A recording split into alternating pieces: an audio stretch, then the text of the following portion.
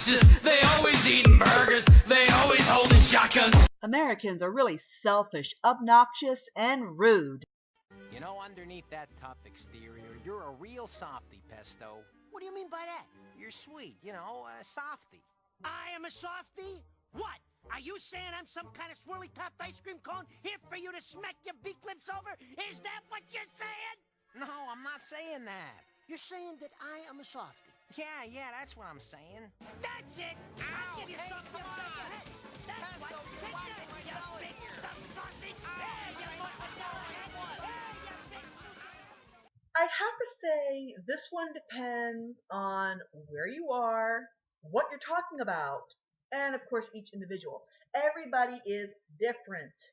And even in the United States, there are regions where certain things are just different. I was born in New Jersey. New Jersey is on the East Coast. It's a small state just below New York. And being in the North, we are loud. Now, I said that I'm a quiet person, and I am. But when we speak loud. We also speak fast. This is because where I grew up, nobody had a care about what you had to say. Nobody cared what you wanted to say, what you had to say. It didn't matter. They just wanted you to not bother them. So you had to say as much as you could possibly say in as little time as possible. If you were lucky, they heard you, or they heard something and want to hear you again. A really creative person will say something crazy, and that'll drag somebody into a conversation. I'm personally a little hard of hearing, so that also encourages me to speak loudly. When we get really excited, we speak really loud. Now, we also talk with our hands a lot, the people from New Jersey. I think it's because it's something we picked up from our Italian population. There's a lot of Italians in New Jersey. And a lot of the people in my neighborhood were of Italian descent. So everybody talked like this. Everybody talked with their hands. But that's just there, that was just that region. And we can be a bit blunt. We can be a bit rude. And sometimes we don't necessarily mean to be. Sometimes we insult each other to be funny. Sometimes we really are trying to be mean. It just really depends. It is more common to be rude in the city. It is more common to be rude in the northeastern part of the country. I'm not saying we're all like that, but it is very common. We yell a lot. We are loud people. And we are a bit selfish. We are a lot about for us. We consider it, a dog-eat-dog world. We can be very selfish. Even though people in the city are rude, a lot of people are also extremely friendly and very helpful. In the country, it's so-so. Yeah, even in the country, there are a lot of people who just ask really rude questions or are very, very obnoxious to people who are very different. I don't know if it's sometimes because we are very defensive, we are always defending ourselves, or what that is. I will admit, I will sometimes be very rude and obnoxious. Sometimes I really mean to be, and it's in retaliation. My rudeness and obnoxiousness is normally in retaliation to somebody else. We reply with obnoxious remarks and sarcasm. We can get pretty huffy. But we are also a very friendly people too. We can be very friendly, very helpful.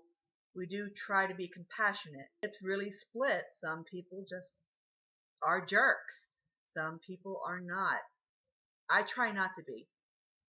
Sometimes I will say something rude and obnoxious, and I don't mean it that way.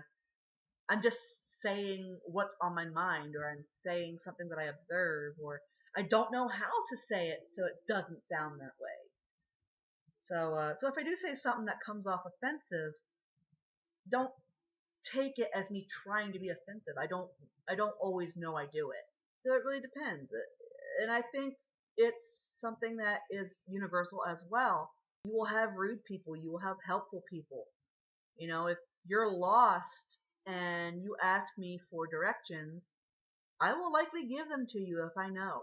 I try to be patient with everybody, but I will likely lose patience and get snippy, get rude, and get obnoxious.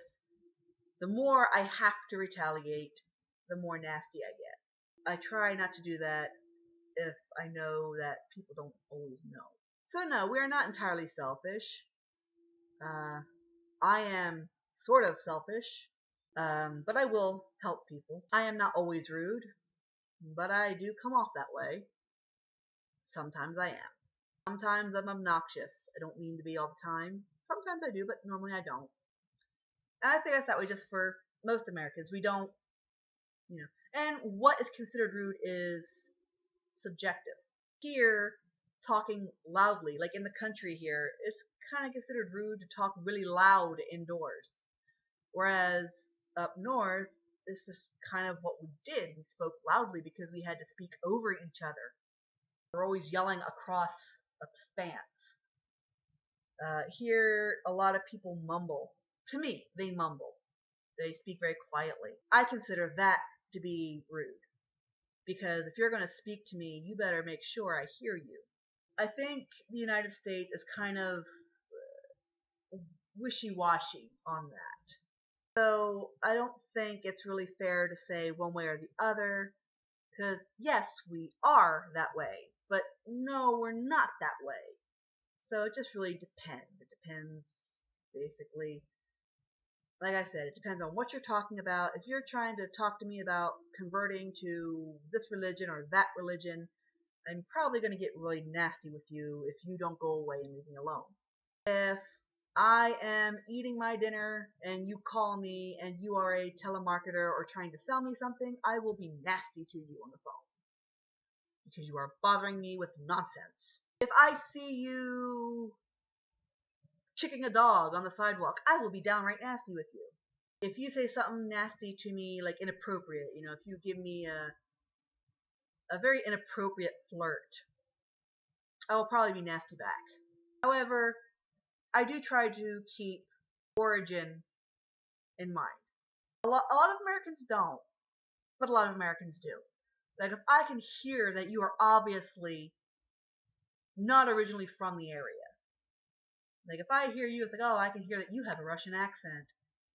I will probably most likely assume you are not born and bred American. That you've probably either not been here a long time or you're not originally from here. Which means I'll have more patience with you. If you say something strange, I am more likely to listen more carefully to what you are saying. Because maybe you didn't say it right, or maybe you did say it right, you know, I just had to listen harder. I didn't used to be like this because I didn't know, but now I know. I'm more patient with the culture gap. So if, like, I hear that there's no personal space in Russia, which is probably going on to Russian stereotypes a little early, but basically that Russians are forward. They come right up to you. They'll just come up and start talking to you. In America, we tend to like our personal space. We like you to be at least an arm's length away because we don't trust anybody. We don't know who's coming to get us. So, but yeah, if someone from another country came over and just grabbed on and hugged me, it would really freak me out. But if I knew that, you know, okay, well, you're visiting from another country or something like that, it's probably a culture thing.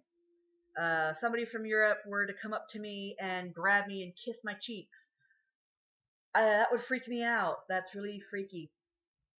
But I probably would not be rude. Now, if you're just a regular American and you did that, I would probably smack you in the face. Because, don't touch me, get out of my personal space. Yeah, I think it pretty much depends. I would be more patient with somebody who doesn't know those little things. All Americans are lazy. You could say Americans are lazy. Not all of us. I wish I could be more active. I have medical conditions that keep me tired. I get tired very easily. and I have problems with the bottom of my feet due to a medical instance in which I couldn't be on my feet for a long time. And now I can walk around, but not for a long period of time. In fact, when I go shopping, I'm usually in a wheelchair, and that's another stereotype. A lot of Americans are in wheelchairs, mostly because they are fat and lazy. For me, I'm actually in it because I can't stay on my feet due to this medical condition. So I'm in a wheelchair when I go out shopping because I cannot stay on my feet for a long period of time without being in excruciating amounts of pain in my feet and ankles. So it has nothing to do with being lazy. I do have lazy days. I think we all have lazy days. We have days where we just don't want to do anything. There are Americans who are lazy just to be lazy, just because they just don't have any ambition, don't want to do anything, don't want to be active. Trust me, if I could be more active, I would. I would love to be able to go back to the days when I had more energy and could stay on my feet for hours on end. My house would be a lot cleaner. There are people who are just no ambition in life. They just want to get up, sit down, watch TV, play video games all day. Now, that's not to say people who play video games are necessarily lazy. There are people who are career gamers. There are career YouTubers. So there are people who do this as a job. My entire life is computer based. I go to college online. I work online. I socialize online. I play online. Sometimes I even shop online. My entire existence is computer based. I go out to pay bills and go grocery shopping and do laundry and visit my relatives. There are Americans who are very motivated and they are constantly working or they are constantly doing something. People around here are very active. Some are, some aren't. It's very hard to be active here because the mountains, so it tends to tire people out. But some people don't care. Here where I live, running is a big thing. A lot of people run. Almost anywhere you go, you'll see people running, jogging, walking, power jogging. They're all about that here. In New Jersey, where I grew up, everything was really close, so I could walk virtually anywhere.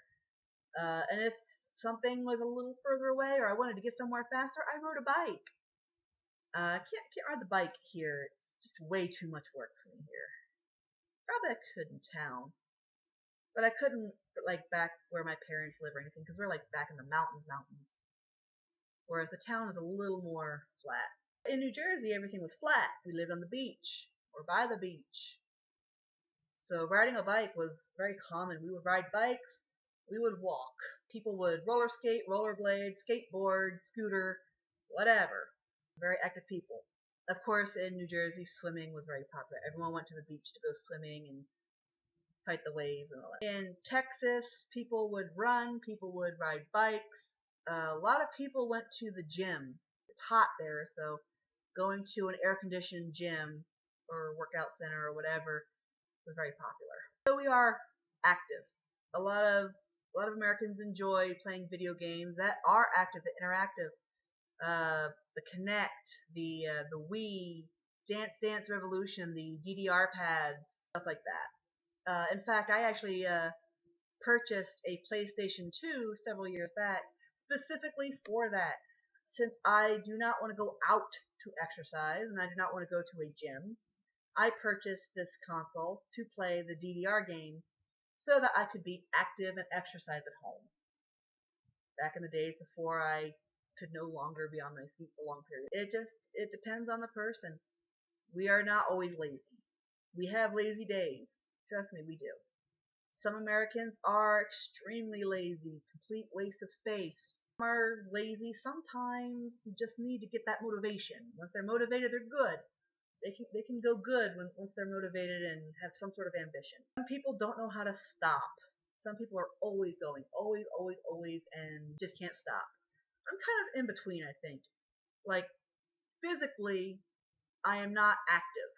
I wouldn't consider myself lazy. I'm always working on something somehow.